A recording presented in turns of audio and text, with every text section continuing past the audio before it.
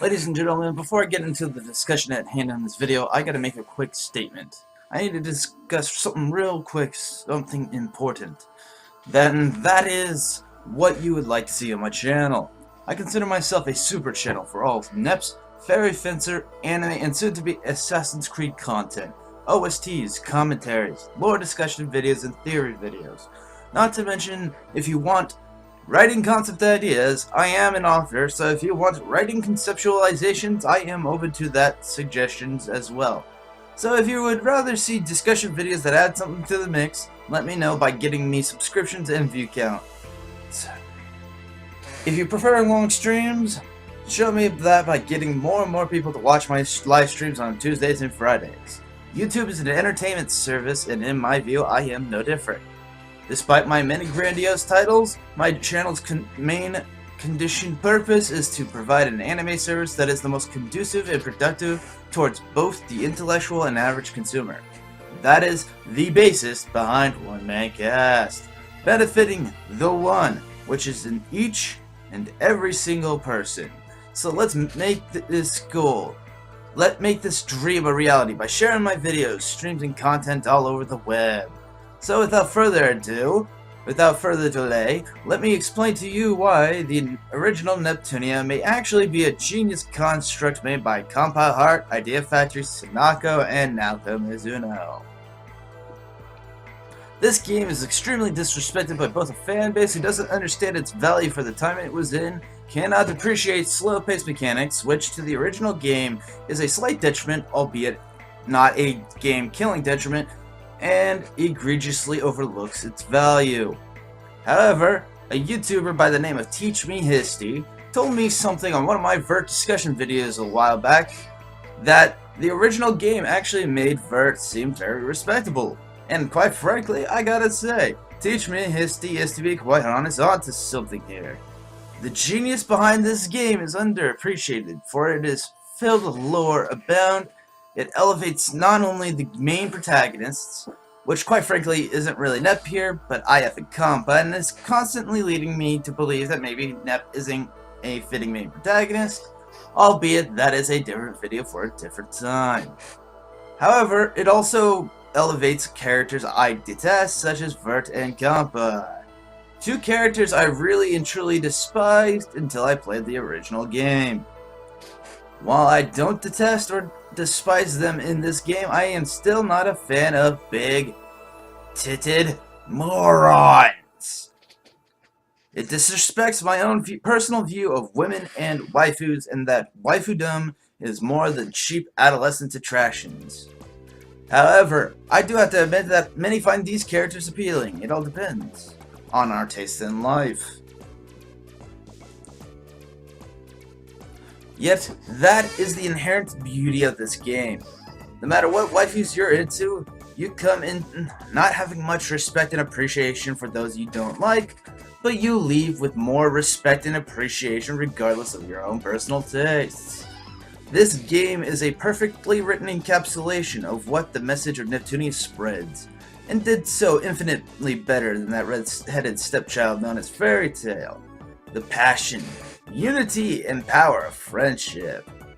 I came into this game with zero respect for characters like Vert and Compa, and so far in my experience, I came out of it so far with an immense respect for these two characters I once loathed. I no longer loathe them, but I don't find them to be waifu material. However, this game makes me think of them as actual people rather than cheap copy and paste tropes. That means that this game has accomplished the very thing anime and anime games are supposed to do in the first place. The very first rule in making a great anime or anime game, and that is the suspension of disbelief. Keep in mind that anime characters are supposed to somewhat emulate human behavior to keep us thinking they are people. Yet not only do they elevate the heroes, they also elevate every single villain, regardless if it is a bit part or if they're freaking out for. In fact, she is the most impressive character in terms of this story to begin with. The only characters I fight that I dread fighting more than the CPUs in this game, because they're so fucking brutal that they're totally metal, is R4. That is because despite her being downplayed by the heroes, as they always do for some awful reason, she still has an amazing sense of presence. And I have been continuously thinking to myself, if this part of R4, deemed only a minor annoyance, is this difficult, what am I going to have to do? What am I going to have to do to fight her in the end battle? This gives me inhibition and dread to fight her, because the mechanics make it difficult to imagine beating her, which is honestly actually fitting for a final villain. Which brings me to my next point, and the point of contention you will all bring to me. And that is the mechanics of this game. While I do admit a slight validity to your claims, since it can be immensely frustrating, to me, it is like being initiated into a fraternity. You face a few difficult challenges to get in, but once you get in, it feels like you're having the time of your life. To place the complaints in more detail, it is the lack of control over your healing capabilities that really frustrates a ton of you. Albeit this isn't really a problem if you max out the points for healing skills. Which I understand your frustration, but if my journey in Neptunia has shown me anything, it is that they will always be lacking in some way, shape, or form in the mechanics department. You gotta forgive the bad to enjoy the good, unless the bad is so horrible that it is a game breaker, which in my opinion is not. In fact, I've come to admire its rather simplistic primitive gameplay. After all, despite its flaws, I feel it does an immensely better job at mechanics and story than Rebirth 1. I'm not going to get into too much detail over that, because quite frankly that will be part of another video series with Neptunia I'm calling Which Game Did It Better? However, the content within the original Hyperdimension Neptunia game is rich. Despite the somewhat sexist undertones in the story, I am more than willing to forgive slight flaws if it leads to a greater presentation. So far, so good in my book.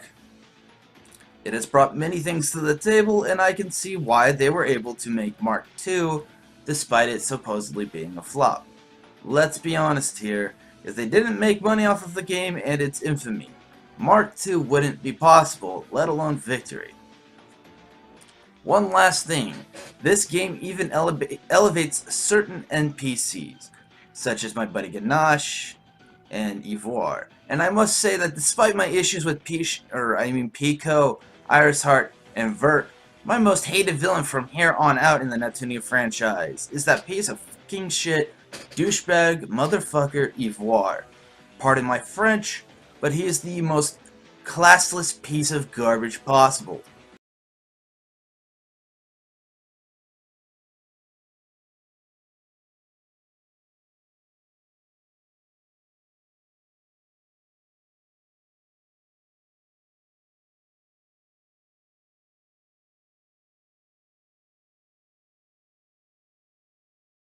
But holy hell does he get a ton of deserved vitriol. Far more than Rebirth 1. However, that's just another example of the magic the original game actually brings. My score for this game actually is a 7.5 out of 10 so far. In other words, a massive B or B+.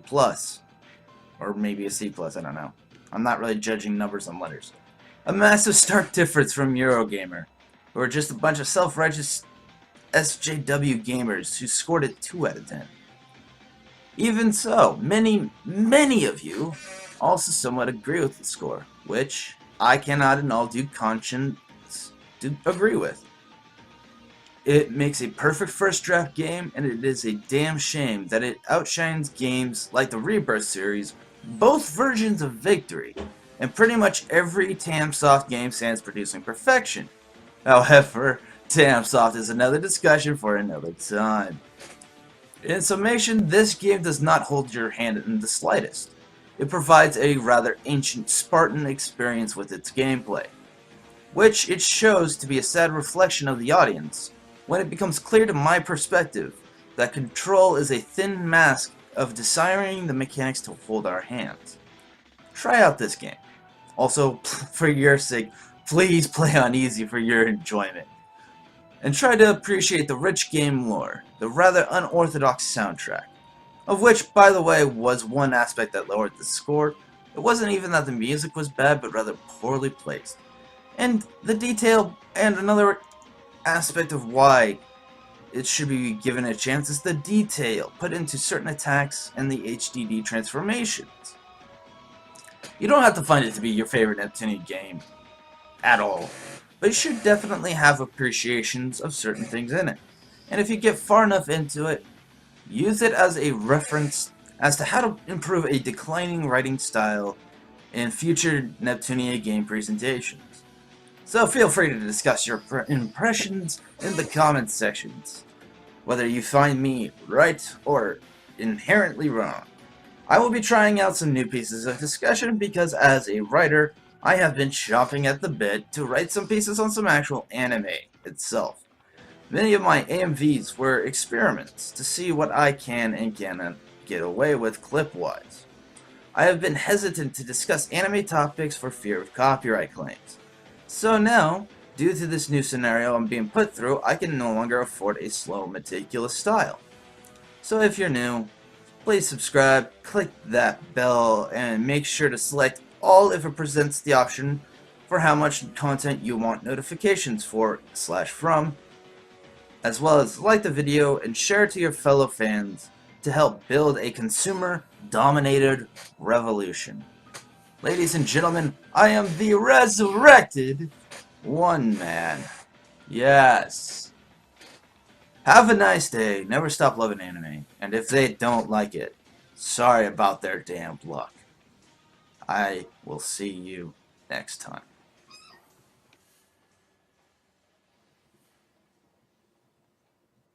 Hello, everybody. Anyways, real quick, please do consider supporting me on Patreon if you wish to have me continue doing more works, making more lore videos, discussion videos, guides, and more. I want to eventually make money off of this because I want this YouTube thing to be my eventual career. I also want to be able to buy better equipment eventually, and I will eventually need acoustic tiling. I would also like to earn a bit of money on the side, so it will be a little easier to save to go to Anime Expo. Well, gotta go, guys. Have fun.